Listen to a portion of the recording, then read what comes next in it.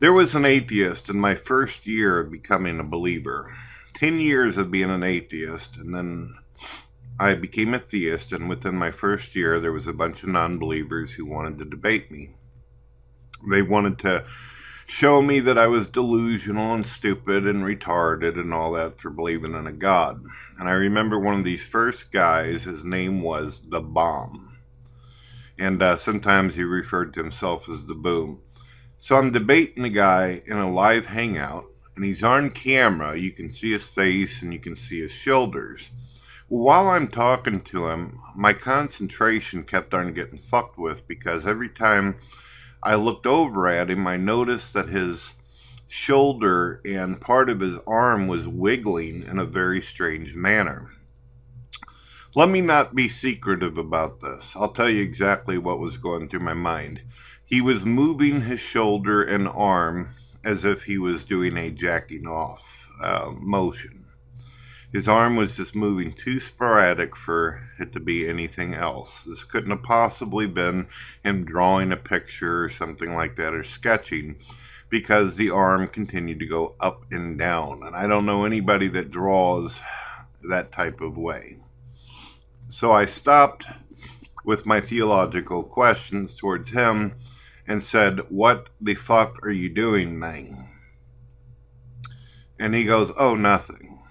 And I go, "No, sir. For the last 15 minutes, you have been fucking yanking on something over there, and it better not be your dick. What are you fucking doing?" So he blushes a little bit, and he decides to show me what he's doing. He points the camera down, moves it over a little bit, and in one hand, he's got a pink little pony with a pink mane, and the other a white one with some weird sparkly shit on its ass. A full-grown man is having a theological debate with Brett Keaton while playing with My Little Pony fucking dolls. This guy was between 30 and 40 years old, and he's playing with little girl dolls while talking to me about the concept of God, the universe, and consciousness.